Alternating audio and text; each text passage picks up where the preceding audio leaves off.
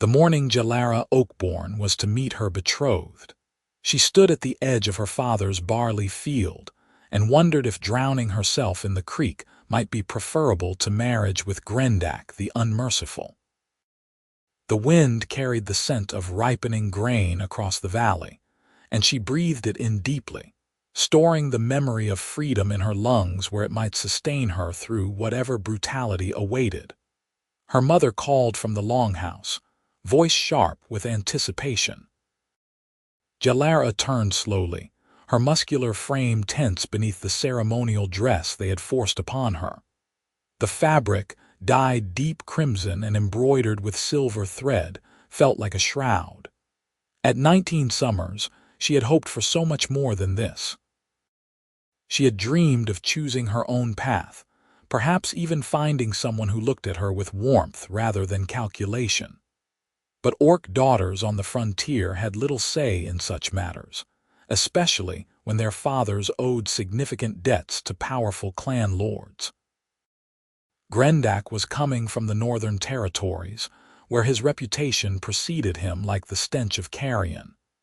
He had broken 3 wives already, or so the whispers claimed. Her father, Thokmer, dismissed such talk as exaggeration, but Jalara had seen the fear in her mother's eyes when the betrothal contract arrived. The bride price was substantial enough to save their farm from ruin and restore their family's standing within the clan. Her happiness was apparently worth less than 40 head of cattle and a plot of timber land. The settlement's central square had been decorated with autumn garlands and burning braziers. Jalara's tusks caught her lower lip as she surveyed the gathering crowd. Orcs from neighboring homesteads had traveled to witness the formal introduction, their green faces reflecting various degrees of sympathy and relief that their own daughters were not the ones being bartered away. Human travelers gave the assembly a wide berth, their hands resting on weapons as they hurried past. The tension between their peoples remained thick as fog, even here in the borderlands where necessity sometimes forced cooperation. Grendak arrived at noon with an entourage of a dozen warriors, each more scarred and menacing than the last. He dismounted from a massive warhorse, and Jalara felt her stomach twist. He was enormous, even by orc standards, with shoulders like hewn granite and a face that looked like it had been used to break down doors. His tusks were filed to sharp points, and his eyes held all the warmth of a winter grave.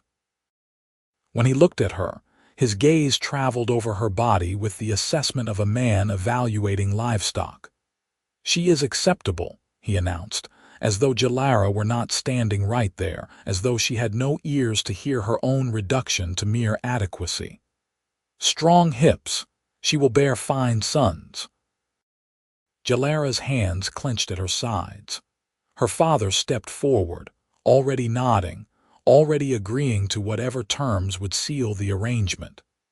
The contract would be signed at sunset, followed by a feast, and then in 3 days' time, Grendak would return to collect his new wife. 3 days of freedom remaining. 72 hours before her life became something she could not bear to imagine. The afternoon dragged through tedious formalities. Grendak spoke little to her directly, preferring to discuss her attributes with her father as though she were a horse being sold. When he did address her, it was to issue commands about how she would conduct herself in his household. She would rise before dawn. She would serve him first at every meal. She would speak only when spoken to. She would provide him with sons, as many as he desired, and she would do so without complaint. Jalara listened with her jaw set, her pointed ears burning with humiliation.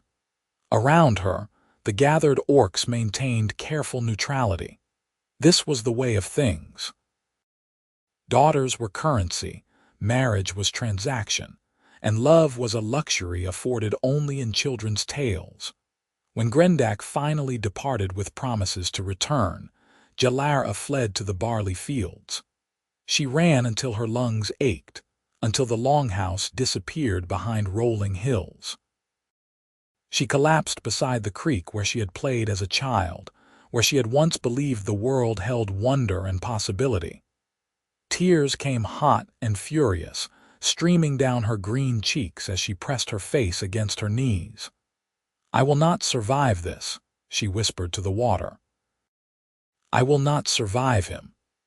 The evening brought no comfort. Her mother tried to soothe her with platitudes about duty and honor, but the words rang hollow. Her father would not meet her eyes. He knew what he was consigning her to, and his shame manifested as gruff dismissal. When Jalara refused supper, no one pressed her to eat. She spent that night staring at the ceiling of her small room, memorizing every knot in the wooden beams, every shadow cast by her single candle. In 3 days, she would leave this place forever. In 3 days, her life as she knew it would end. Dawn of the second day broke gray and cold.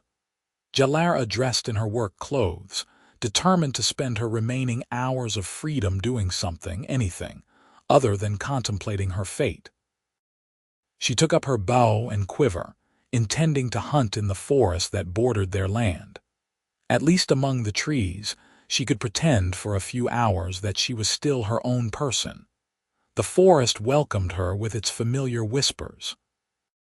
Oak and ash towered overhead, their leaves just beginning to turn gold with autumn's touch. Jalara moved silently through the undergrowth, tracking deer by instinct and long practice. Her father had taught her to hunt as a child, before he realized that such skills might make her unsuitable for the domestic servitude expected of orc wives. The memory brought fresh pain. She was drawing a bead on a young buck when she heard hoofbeats on the road. Not the thunder of many riders, but the steady rhythm of a single horse moving fast. Curiosity overcame her, and she lowered her bow, creeping toward the forest's edge to investigate. The rider was human, and that alone was unusual enough to warrant attention. He sat astride a gray gelding, his posture speaking of exhaustion and determination in equal measure. He wore travel-stained clothing and a sword at his hip, but there was nothing threatening in his bearing. As he drew closer, Jalara could see his face more clearly. He was young, perhaps near her own age, with sun-bronzed skin and dark hair that fell past his collar. His features were strong but kind, and his gray eyes held a focused intensity that suggested a man on a mission. He pulled up short when he reached the place where the forest road intersected the path to the settlement. For a long moment, he simply sat there, studying the direction of the orc homesteads. Then, with visible resolve, he urged his horse forward. Jalara followed at a distance, moving through the trees parallel to the road. Something about the stranger compelled her attention. Humans rarely ventured into orc territory alone, not unless they were foolish or desperate or both. This man seemed neither. He rode with purpose, as though he knew exactly where he was going and why. When he reached the settlement, people stopped to stare. Hands moved toward weapons, but the stranger raised his empty palms in a gesture of peace. He called out in a clear voice, his command of the orcish language accented but understandable. "I seek the home of Jalara Oakborn. I have urgent business with him regarding his daughter Jalara." The words struck Jalara like a physical blow. She emerged from the forest, her bow still in hand, her heart suddenly racing. Who was this human? How did he know her name? What business could he possibly have with her father? An elder directed the stranger toward the longhouse, and Jalara hurried to arrive first. She burst through the door, startling her parents, and barely had time to gasp out a warning before the human appeared in the doorway behind her. Up close, he was even more striking. Tall for his kind, broad-shouldered from labor or training, with calloused hands and a scar along his jaw that spoke of a hard life lived. But it was his eyes that captured her attention, the way they found her immediately and held her gaze with something that looked almost like recognition. "Jalara Oakborn," he addressed her father, though his eyes remained on Jalara for a heartbeat longer. "I am he," her father replied, rising from his seat with obvious suspicion. "State your business, human, and be quick about it. We have no quarrel with your kind, but neither do we welcome uninvited guests." The stranger stepped fully inside, his movements careful and deliberate. "My name is Emmett Ravenswood. I am a blacksmith from the town of Milford, 2 days' ride south of here. I have come about the betrothal of your daughter." The room fell utterly silent. Jalara felt as though all the air had been sucked from her lungs. Her mother's hand flew to her mouth. Her father's expression darkened like a gathering storm. "My daughter's betrothal is no concern of yours," Thokmer growled. "The contract is signed and sealed. The matter is settled." "The matter is far from settled," Emmett Ravenswood replied, and there was steel in his voice now. "I have information about Grendak the Unmerciful that you need to hear before you send your daughter into his keeping." Jalara found her voice, though it came out rougher than intended. "How do you know about any of this? How do you even know my name?" Emmett finally looked at her fully, and the intensity in his gaze made her breath catch. "I know because Grendak's last wife, Morna, made it to Milford before she died. I was the one who found her on the road, broken and bleeding. I was the one who sat with her in her final hours while she told me what he had done. And I was the one who promised her that I would not let him destroy another innocent life." The words hung in the air like an executioner's blade. Jalara's mother made a small sound of distress. Her father's face had gone ashen beneath his green skin. Emmett continued, his voice quieter now but no less forceful. "Morna told me he was coming here. She knew about the betrothal because Grendak bragged about it to his men, about how he had found another strong young orc woman to break. She made me swear I would come. She described Jalara to me, told me about this settlement, begged me to warn her before it was too late." "You are lying," Thokmer said, but there was no conviction in his words. "Morna died of fever. That is what we were told." "Morna died of injuries sustained from repeated beatings," Emmett corrected, and his voice cracked slightly. "She died of broken ribs that pierced her lungs, of internal bleeding that no healer could stop. She died because Grendak took pleasure in hurting her, and she finally found the courage to run. But by then, it was too late to save her life. All I could do was ease her passing and honor her final wish." Jalara felt tears streaming down her face. She had not known Morna personally, but she had heard the whispers. Fever, they said, an unfortunate tragedy, never any suggestion of the truth. "Why?" she asked, her voice barely above a whisper. "Why would you do this? Why would you travel 2 days into orc territory, risk your life for a stranger?" Emmett's expression softened. "Because Morna asked me to. Because no one deserves what Grendak does, and because—" He hesitated, then pressed on. "Because when she described you, when she told me about the brave young orc woman who was about to be trapped in the same hell she endured, I could not live with myself if I did not at least try to stop it." Thokmer sank back into his chair, his face buried in his hands. "The contract," he said hoarsely. "The bride price has been paid. To break the betrothal now would mean war with Grendak's clan. It would mean ruin." "Then let there be war," Emmett said flatly. "Let there be ruin. Surely that is better than your daughter's death."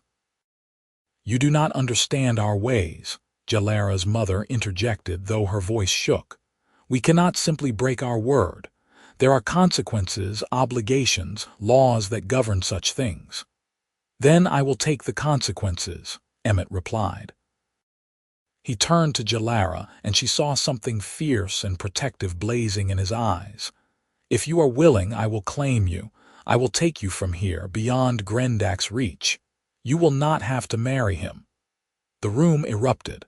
Her father roared his objections. Her mother wept. But Jalara heard only the pounding of her own heart, saw only the hand Emmett extended toward her, felt only the sudden wild hope that maybe, impossibly, there was another path. "You do not know me," she said, her voice shaking. "We are strangers. Why would you bind yourself to this disaster?" "Because it is the right thing to do," Emmett answered simply. "Because Morna died in my arms, and I will not let her sacrifice be meaningless. And because you deserve the chance to choose your own fate." Jalara looked at her parents, saw the anguish and resignation warring in their faces. She looked at the door, imagining Grendak's return in 2 days' time. She looked at Emmett Ravenswood, this impossible human stranger who had ridden into her life like something from a ballad, and she made her choice. "I will go with you," she said. What followed was chaos. Her father raged and threatened. Her mother pleaded. But beneath their protests, Jalara sensed their relief. They had known what they were sending her to, and the guilt had been eating them alive. This way they could claim she had been stolen, abducted by a human. They could claim no responsibility for the broken contract. Emmett moved quickly, as though afraid that delay would mean someone changing their mind. He helped Jalara gather her few possessions, his movements efficient but respectful. When her mother pressed a bundle of food and coins into her hands, sobbing, he took it with gentle thanks. "I will protect her," he promised Thokmer, who stood silent and defeated in the doorway. "With my life, if necessary, she will be safe." They left within the hour. Jalara climbed up behind Emmett on his horse, her arms wrapped around his waist for balance, her heart hammering against her ribs. As they rode away from the only home she had ever known, she looked back once to see her parents standing together, watching her go. Her father raised one hand in farewell or blessing or apology. Then the forest swallowed them, and everything familiar disappeared.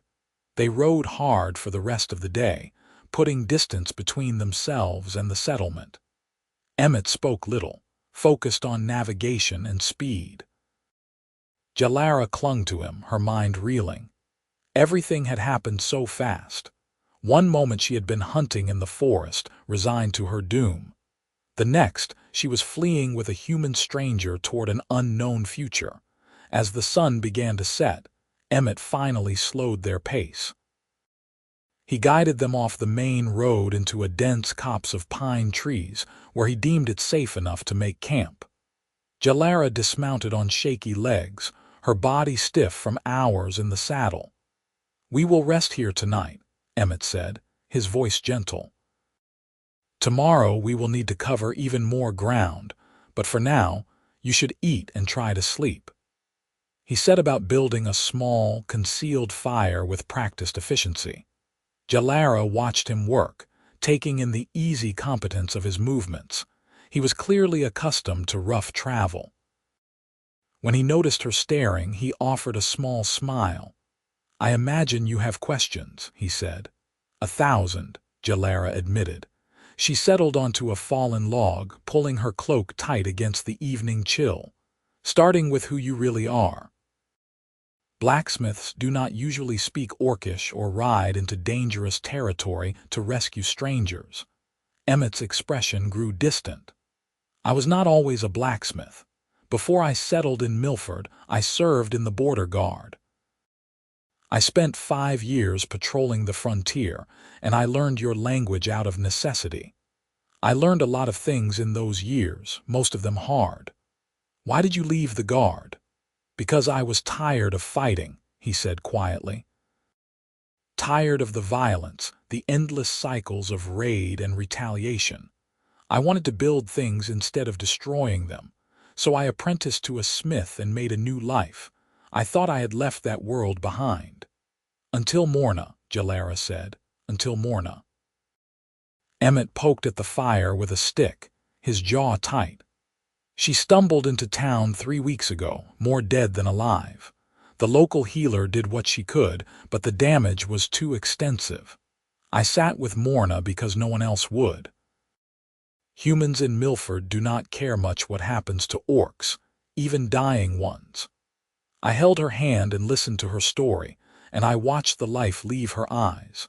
And I knew I could not pretend to be just a blacksmith anymore, not if it meant standing by while the same thing happened to you. Jalara felt something crack open in her chest, some long frozen thing beginning to thaw. You are a good man, Emmett Ravenswood. He shook his head.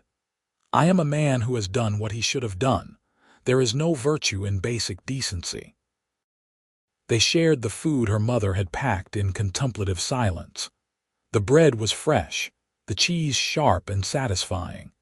As darkness deepened around them, the forest came alive with night sounds. Owls called in the distance. Small creatures rustled through the undergrowth.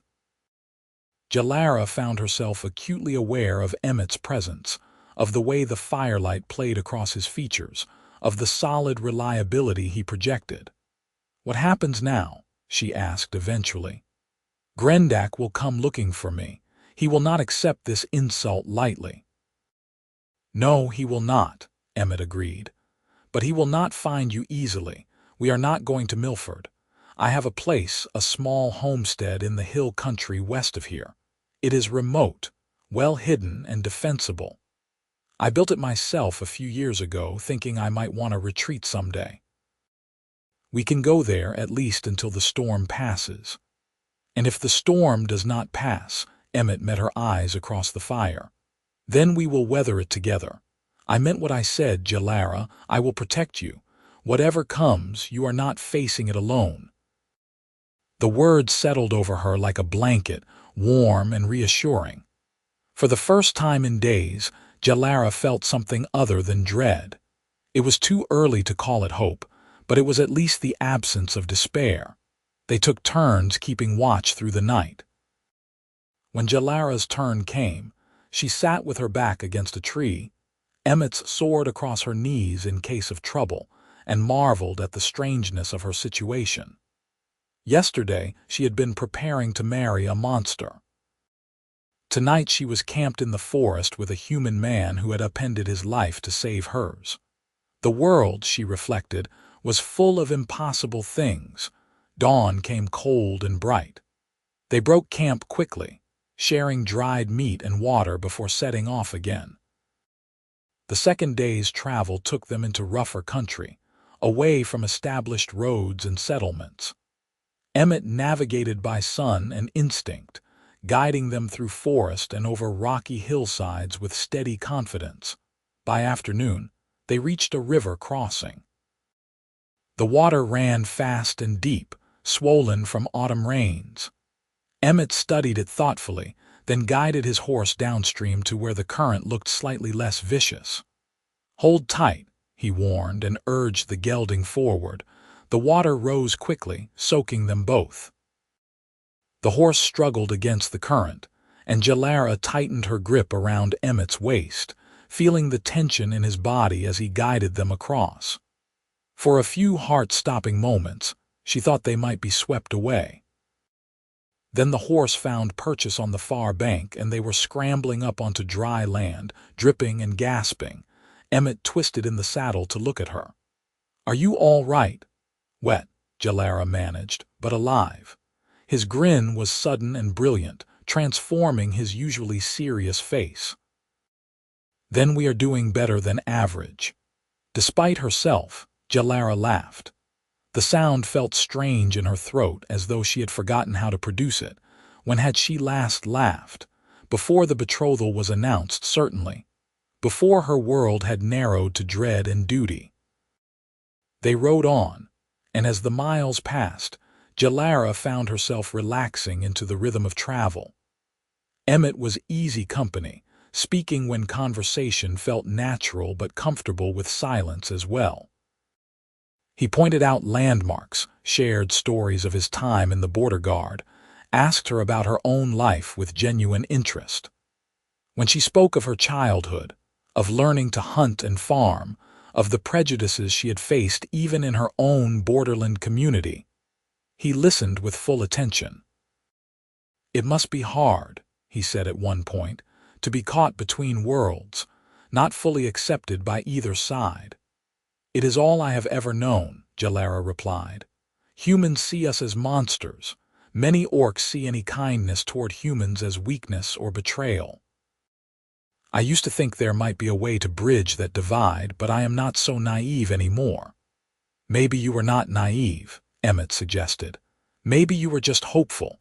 The world needs more of that, not less." The words lodged somewhere near her heart, warm and persistent. They made camp again that night in a shallow cave that provided shelter from a steady rain. Emmett built the fire near the entrance where the smoke could escape, and they sat close to it for warmth. Their clothes steamed as they dried. Outside, water dripped from the cave mouth in a steady curtain. "Tell me about this homestead of yours," Jalara said, partly out of curiosity and partly to fill the intimate silence. Emmett's expression turned thoughtful. "It is small but sturdy. One main room with a sleeping loft, a workshop attached for smithing work, a barn for animals. I have 20 acres cleared, good soil for crops. A stream runs through the property, and there is forest all around for hunting and timber. I built it to be self-sufficient, a place where a person could live free from the complications of town politics and expectations." "It sounds lonely," Jalara observed. "It was," Emmett admitted, "but I preferred lonely to compromised, at least I thought I did." He glanced at her, something uncertain in his eyes. "Now I am not so sure." Jalara's pulse quickened. She was suddenly very aware of how close they were sitting, of the way the firelight caught in his eyes, of the strength in his hands as he fed another stick to the flames. He was handsome, she realized with a start. Not in the way orc men were handsome, all brutal power and dominating presence.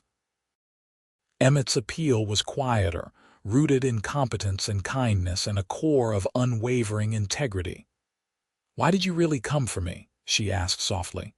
"The truth, Emmett. Not because Morna asked, though I honor her memory. Not because it was the right thing to do, though it was. Why you?" Emmett was silent for a long moment.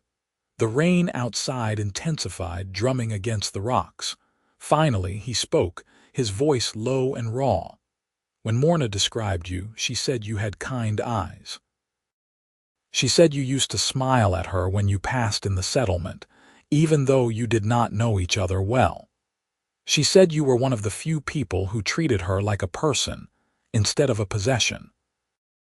And she said she could see the light in you dying as your wedding day approached, and it broke her heart because she knew exactly what awaited you." He turned to face Jalara fully. "I have spent years trying to distance myself from caring too much, from getting involved in other people's pain. But something about her story about you got through all my carefully constructed walls. I could not stop thinking about you, this person I had never met, who was about to be destroyed by a monster. I tried to tell myself it was not my problem, not my responsibility. But then I imagined you married to Grendak, imagined what he would do to you, and I knew I had to at least try. Even if you rejected my help, even if it cost me everything, I had to try." Jalara could barely breathe. No one had ever spoken to her like this before, with such naked honesty. "You could have been killed, you still might be." "Some things are worth the risk," Emmett said simply.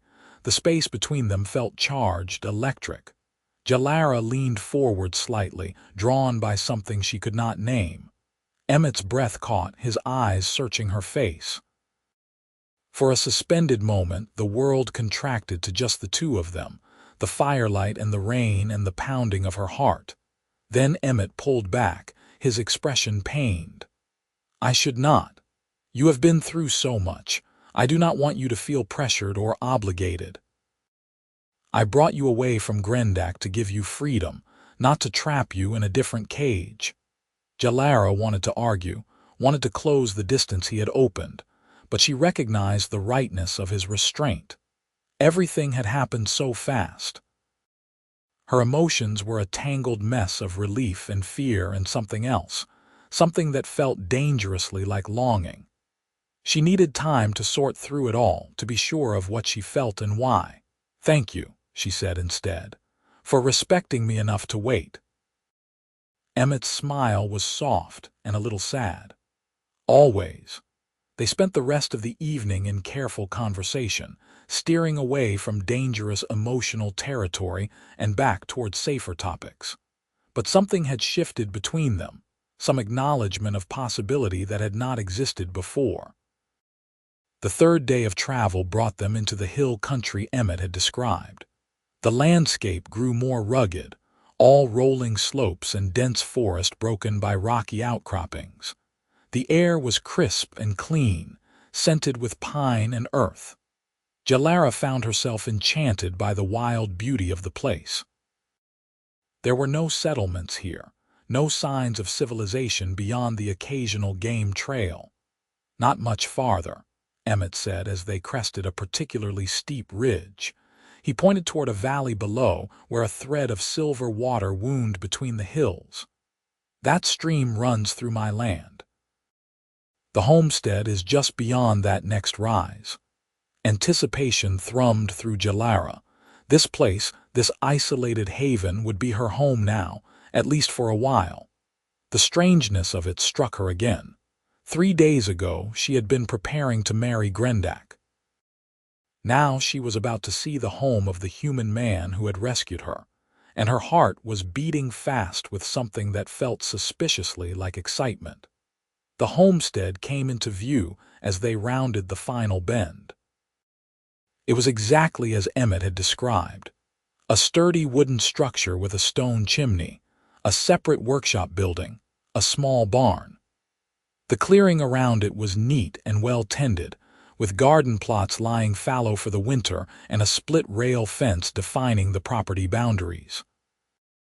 It looked solid and safe and welcoming in a way that made Jalara's throat tighten. "Home," Emmett said simply, and there was pride in his voice. They dismounted in the yard, and Emmett began tending to his horse immediately, removing the saddle and bridle with familiar efficiency. Jalara helped, falling naturally into the rhythms of shared labor. Together they got the gelding settled in the barn with fresh hay and water. Then Emmett led her into the house itself. The interior was simple but comfortable. A large fireplace dominated one wall with a cooking area beside it. A sturdy table and chairs occupied the center of the room. Shelves lined the walls, holding tools and supplies and a surprising number of books. A ladder led up to a sleeping loft under the eaves.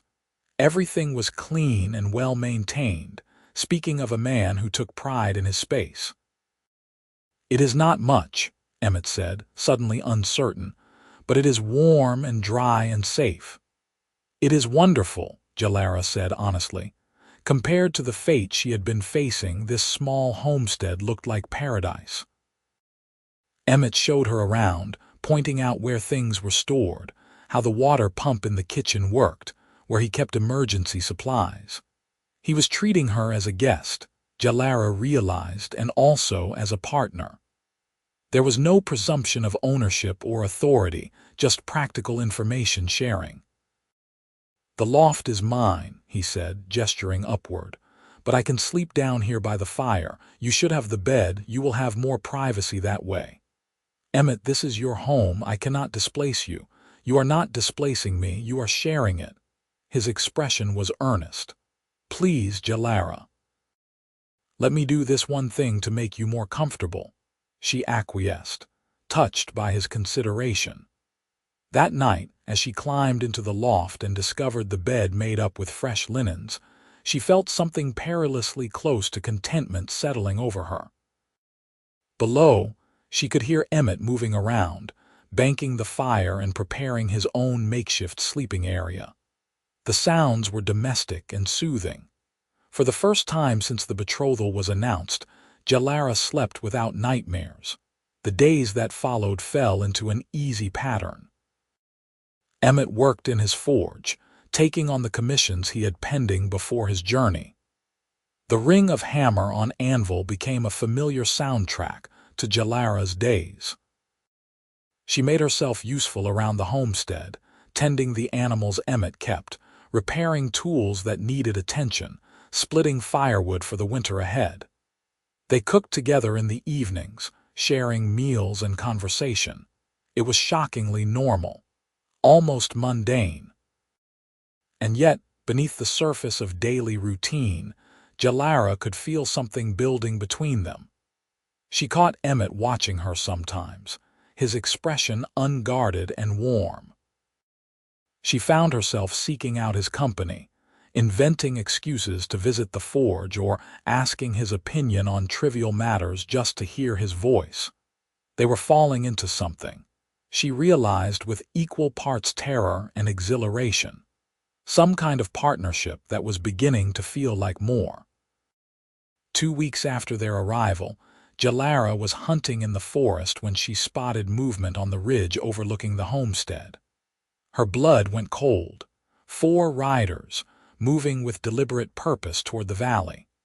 Even at this distance, she recognized the lead figure's massive build. Grendak had found them. She ran, her long legs eating up the distance back to the homestead. Emmett looked up from his forge when she burst into the workshop, gasping. "They are here," she managed. "Grendak and his warriors, coming down the north ridge." Emmett's expression hardened. He reached for his sword, checking the blade with practiced efficiency. "Get inside the house. Bar the door. There are weapons in the chest under the loft if you need them." "I am not hiding while you face them alone," Jalara protested. "I am not asking you to hide. I am asking you to be safe long enough for me to handle this." He gripped her shoulders, his eyes intense. "Trust me, Jalara, please." She wanted to argue, but something in his face stopped her.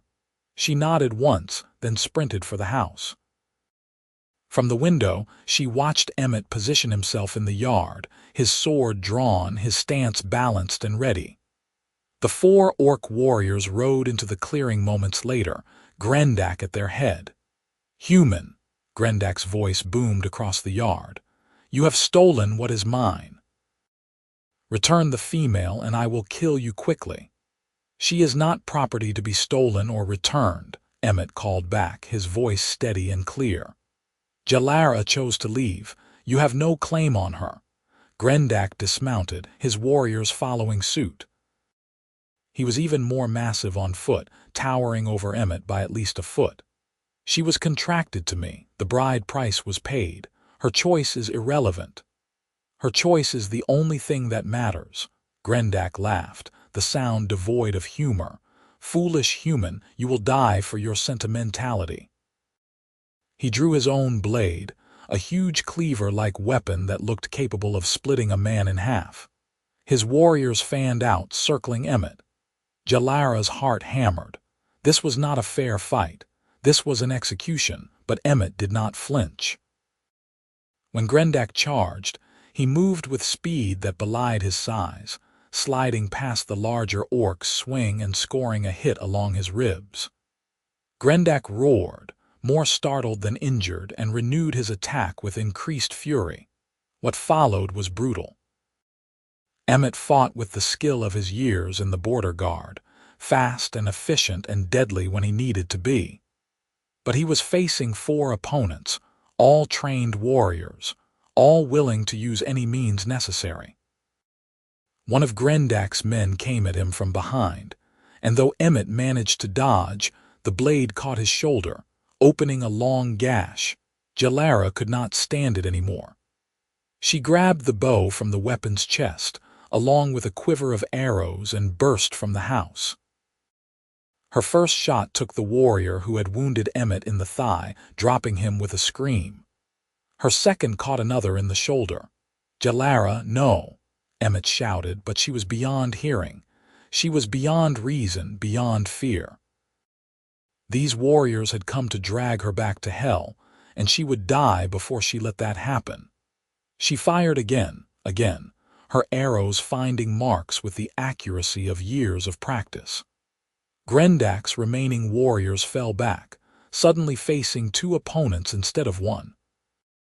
Grendak himself turned his attention to Jalara, his expression twisted with rage.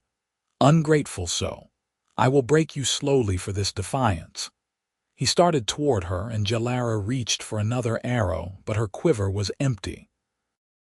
She dropped the bow and grabbed a fallen sword instead, raising it with shaking hands. Grendak raised his cleaver, clearly intending to knock her weapon aside and crush her. Emmett slammed into Grendak from the side with the force of a battering ram. They went down in a tangle, rolling across the yard. Emmett fought with desperate ferocity, knowing that if he failed, Jalara would suffer unimaginable consequences. His blade found openings, drew blood, but Grendak was monstrously strong. He threw Emmett off, rose to his feet and lifted his cleaver for a killing blow. Jalara screamed. She was too far away, could not reach them in time. Emmett rolled, came up with a knife in his hand and threw it in one smooth motion. The blade buried itself in Grendak's throat. The massive orc staggered, his eyes wide with shock.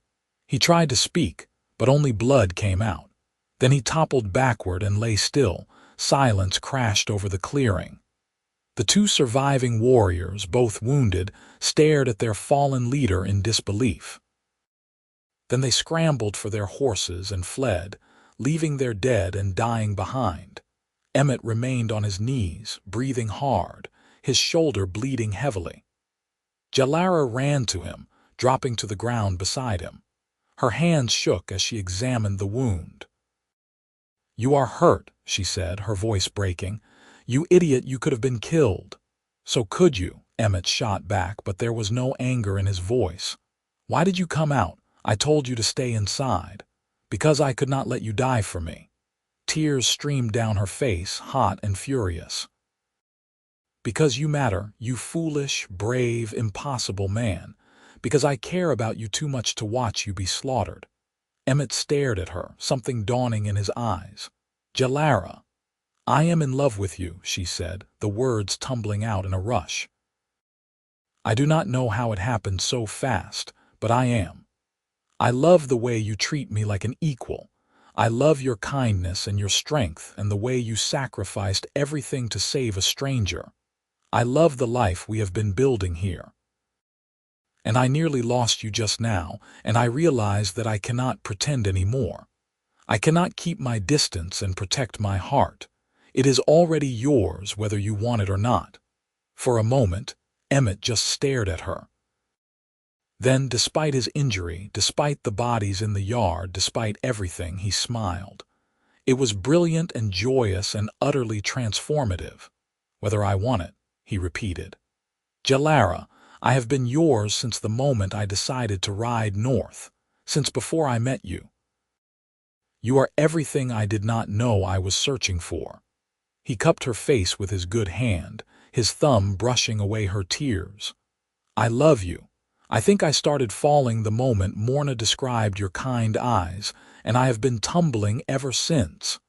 Jalara kissed him. It was awkward and desperate and perfect, tasting of salt and blood and promise. Emmett kissed her back with all the pent-up longing of the past weeks, his hand tangling in her dark hair. When they finally broke apart, both were breathless and grinning like fools. "We should probably deal with your shoulder," Jalara said, though she made no move to let him go. "Probably," Emmett agreed. He stood with her help, swaying slightly. "And the bodies. And we should probably prepare in case those warriors come back with reinforcements." "Practical concerns can wait 5 more minutes," Jalara decided. She kissed him again, softer this time, savoring it. They spent the rest of the day dealing with aftermath. Jalara stitched Emmett's wound closed with steady hands, drawing on experience from farm injuries. They dragged Grendak's body into the forest, giving him a basic burial because it seemed like the right thing to do, though neither mourned him.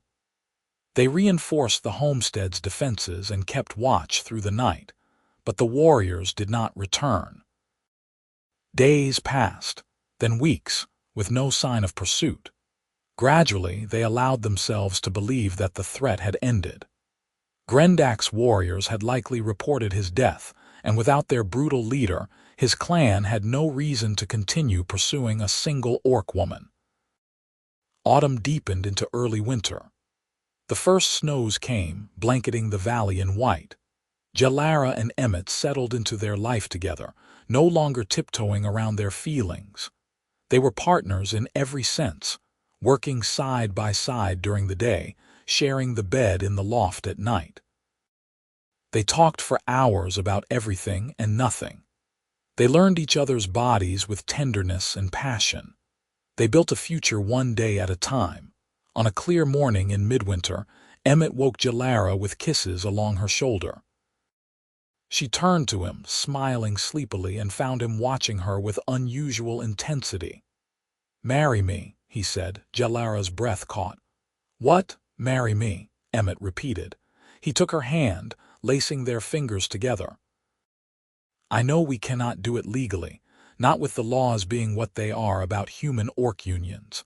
But we can do it here, just us, making our promises to each other. I want to wake up beside you every morning for the rest of my life. I want to build this homestead into something extraordinary together. I want children with your strength and your kindness. I want everything with you, Jalara Oakborn. Will you have me?" Tears spilled down her cheeks, but she was smiling so hard her face hurt. "Yes, yes, 1,000 times yes." Emmett laughed, relief and joy evident in every line of his body. He pulled her close, kissing her thoroughly. "I was so nervous you might say no." "Never," Jalara promised. "I am yours, Emmett Ravenswood, for as long as you will have me." "Forever then," he said. "I want you forever." They spoke their vows that evening, standing before the fireplace in their home. There were no witnesses except the stars visible through the window, no officiants except their own hearts. But the promises they made were no less binding for their privacy. Emmett pledged to honor and protect Jalara, to stand beside her against all hardships, to love her without reservation. Jalara promised to be his partner and companion, to build a life of meaning together, to love him through all seasons. When they sealed their vows with a kiss, Jalara felt something settle deep in her soul. This was right. This man, this life, this improbable love born from desperate circumstances. All of it was exactly as it should be. Spring came eventually, as it always does. The snow melted, revealing green shoots pushing through the earth. Jalara planted a garden while Emmett worked in his forge, taking on more commissions now that word of his skill had spread through the region. They acquired chickens, then a milk cow, then a pair of goats. The homestead thrived under their joint care. One afternoon, as Jalara weeded the vegetable garden, she heard the sound of approaching horses. Her hand went instinctively to the knife at her belt, old fears rising. But when she looked up, she recognized the riders. Her mother and father rode into the yard, looking older and more uncertain than she had ever seen them. Emmett emerged from the forge, his expression wary. Jalara stood slowly, her heart pounding. She had not seen her parents since the day she left. Part of her had believed she never would again. "Jalara," her mother said, dismounting with visible stiffness, "we have come to see if you are well." There was so much to unpack in those simple words. Jalara looked at her parents, seeing the shame and hope and fear in their faces, and felt something inside her soften. They had made terrible choices, but they had done so from a place of desperation and cultural pressure, and they had come now, risking the journey into human territory to make amends. "I am well," she said carefully. "More than well. I am happy." Her father looked at Emmett, his expression assessing. "You are the human who took my daughter." "I am the human who gave your daughter a choice," Emmett corrected calmly, "and I would do it again. Thokmer held his gaze for a long moment, then slowly he nodded. Good, that is good. He turned back to Jalara. We have brought your things, the belongings you left behind, and we have brought word from the settlement. Grendak's clan has accepted blood price for his death. The matter is considered settled. You are free, Jalara, truly free. The relief was staggering. Jalara had not realized how much tension she had been carrying, how much fear that the past might reach out to reclaim her. She swayed, and Emmett was there immediately, his arm around her waist, steadying her. Thank you, she managed, for bringing word, for coming. Her mother stepped forward, tears in her eyes. May I embrace you, daughter? Jalara nodded, and her mother folded her into a tight hug. I am so sorry, she whispered, for what we almost did to you, for valuing obligation over your well-being. When you left, I thought my heart would break. But seeing you now, seeing how you shine, I know it was the right thing. I am sorry it took a stranger to give you what we could not. You are here now, Jalara said, her own tears falling. That is what matters. They spent the rest of the day together. Jalara showed her parents around the homestead, introducing them properly to Emmett, who won them over with his quiet competence and obvious devotion to their daughter. Thokmer examined the forge with professional interest, and he and Emmett fell into technical conversation about metalworking. Jalara's mother helped with the evening meal, working alongside her daughter in a companionable silence that gradually eased into real conversation. When her parents prepared to leave the next morning, there were more embraces and promises to visit again. Jalara stood with Emmett, his arm around her shoulders, and waved as her parents rode away. When they disappeared from view, she turned to her husband and kissed him softly. Thank you, she said, for everything, for giving me the chance to find my way back to them on my own terms. You never have to thank me for loving you, Emmett replied. It is the easiest thing I have ever done. Summer arrived in a blaze of heat and golden light. The garden produced abundantly. Emmett's forge stayed busy. Jalara discovered she was pregnant, and the joy on Emmett's face when she told him was something she knew she would remember forever.